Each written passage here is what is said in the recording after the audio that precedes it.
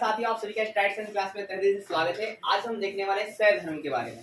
तो शैव धर्म आपका है क्या, जो शिव के मानने वाले, जो भी लोग शिव को मानते हैं उसे सब वो शिव धर्म का तरफ आते हैं।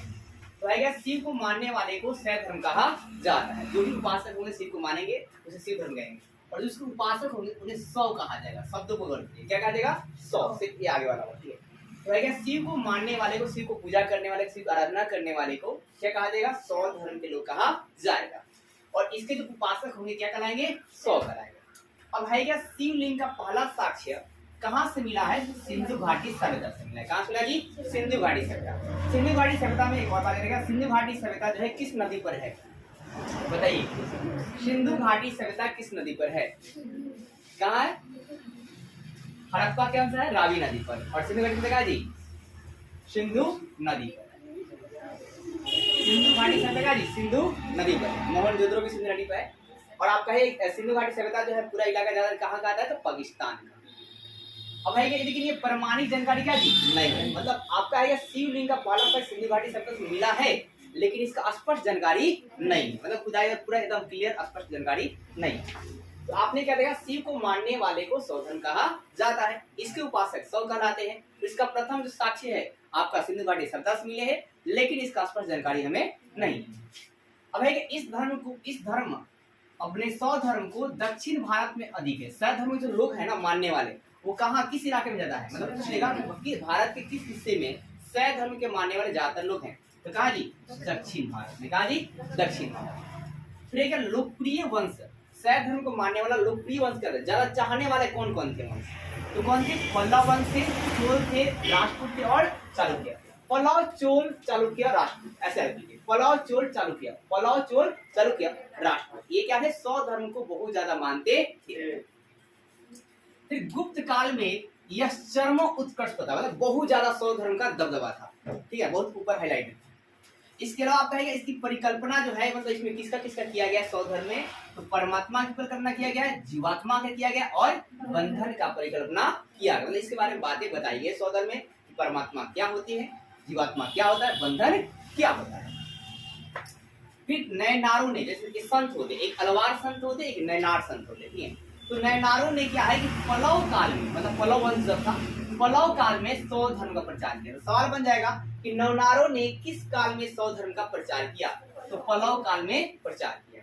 या पल्लव काल में 100 धर्म का प्रचार किसने किया, तो नयनारों ने किया। किसने किया, नयनारों ने। फिर परिकल्पना क्या था 100 धर्म का, परमात्मा जीवात्मा बंधन, परमात्मा जीवात्मा बंधन था। फिर 100 सिद्धांत क्या थे, तो आपके 100 जो सिद्धांत थे वो क्या थे भाई, तो 100 सिद्धांत में कितने पद थे, 4 पद। 100 सिद्धांत में कितने पद थे, 4 पद। और 100 सिद्धांत में कितने पदार्थ थे, तो 3 पद पूछेगा तो 4, अब पदार्थ पूछेगा तो 3। पद कौन कौन थे, विद्या, क्या था जी, विद्या, योग, कर्म और चर्चा। क्या था, विद्या, योग, कर्म और क्या, चर्चा। तो आपके पद कितने थे, 4। कौन, विद्या, योग, कर्म और क्या जी, चर्चा था। विद्या, योग, कर्म, चर्चा, ये 4 क्या थे, पद थे। और पदार्थ कितने थे, 3। कौन, पशु, पास, पति, पशु, पास, पति।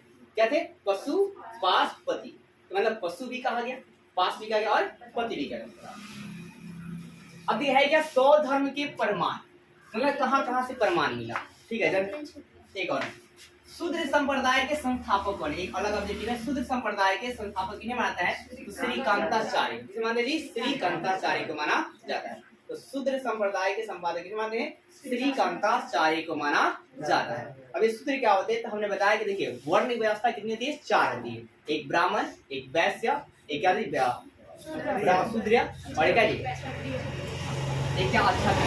तो पहले नंबर में क्या है, ब्राह्मण, फिर क्या है जी, शूद्र, क्षत्रिय और क्या जी, वैश्य, उसके बाद क्या जी, शूद्र। तो जो पूजा पाठ कराने का काम करते हैं उन्हें ब्राह्मण कहा जाता है, और जो लड़ने का, युद्ध लड़ने का काम करते हैं, लोग भला करते हैं, मदद करते हैं, कोई भी वो कास्ट का हो, किसी संप्रदाय का हो, वो क्षत्रिय कहलाता है। जो व्यापारी वर्ग का काम करता है, जो भी मतलब व्यापार करता है, ठीक है, वो क्या कहलाता है, वैश्य कहलाता है। और जो इन तीनों की सेवा करता है उसे शूद्र कहा जाता है।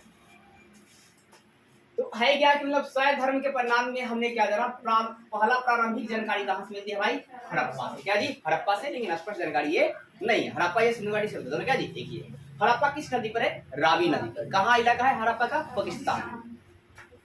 और हड़प्पा की खोज कब हुई बताइए? 1921 में। किसने किया?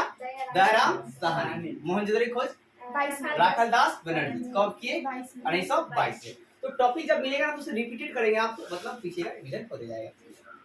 अथर्ववेद में सुनिए, ऋग्वेद में शिव को क्या कहा गया है? रुद्र कहा गया है। दूसरा जानकारी क्या मिलता है प्रमाण शिव धर्म के बारे में कि ऋग्वेद में शिव जी को क्या कहा गया है? रुद्र कहा गया है। ऋग्वेद में शिव को क्या कहा गया है? रुद्र कहा गया है। अथर्ववेद में क्या गया है? भव, सर्व, पशुपति और भूपति कहा गया है। अथर्ववेद में भव, सर्व, भूपति, पशुपति और क्या जी? भूपति कहा गया है। भव, सर्व, पशुपति और भूपति कहा गया है। फिर मत्स्य पुराण में लिंग पूजा का पहला स्पष्ट प्रमाण जो है मिलता है। तो लिंग पूजा का पहला स्पष्ट प्रमाण जो है किसमें मिलता है? तो मत्स्य पुराण में मिलता है जी, मत्स्य पुराण। और मत्स्य पुराण सबसे प्राचीन पुराण है। क्या सबसे प्राचीन पुराण है? ये भी सवाल पूछता है कि सबसे प्राचीन पुराण कौन सा है? तो क्या जी? मत्स्य पुराण है। क्या है? मत्स्य पुराण है। फिर क्या, तो आप चलिए एक बार रिपीट कर दीजिए साक्ष्य को बता, मतलब तो है क्या? ऋग्वेद में शिव जी को क्या कहा गया जी? रुद्र कहा गया। अथर्ववेद में मत्स्य पुराण अब में क्या जानकारी मिलती है? लिंग पूजा की स्पष्ट जानकारी मिलती है। अब देखिए तैतरेय अरण्यक में, तैतरेय का जी अरण्यक में रुद्र की पत्नी, रुद्र का जी पत्नी पार्वती को क्या जी? पार्वती जी को क्या क्या कहा गया है? पद्मा, उमा, गौरी, भौरी कहा गया है। तो आपका है क्या कि तैतरेय अरण्यक में रुद्र की पत्नी पार्वती जी को क्या क्या कहा गया है? तो पद्मा भी कहते हैं, उमा भी कहते हैं, गौरी भी कहते हैं और भौरी भी कहते हैं। तो पूछ देगा भाई साहब कि शिव जी की पत्नी गौरी जो है ये किस अरण्यक में कहा गया है? तो तैतरेय अरण्यक में कहा गया है। फिर मेगा स्त्री ने अपने मतलब यात्रा वृत्तांत, मेगा स्त्री यात्री था, ठीक है ना, सुमकर यात्री था। तो मेगा स्त्री जो है अपनी यात्रा वृत्तांत के दौरान जो है आपका है क्या शिव के लिए क्या नाम से उल्लेख किया? तो डायोनिसिस। क्या जी? डायनोसिस। क्या जी? डायनोसिस। तो मेगा स्त्री ने डायनोसिस नाम से शिव का क्या जी? उल्लेख किया। किस दौरान? अपने यात्रा के दौरान, जब वो यात्रा कर रहा था, जब एक देश से दूसरे देश वो जा रहा था। उम्मीद करता वीडियो अच्छी लगी, वीडियो को लाइक कीजिए, चैनल सब्सक्राइब ज्यादा शेयर कीजिए।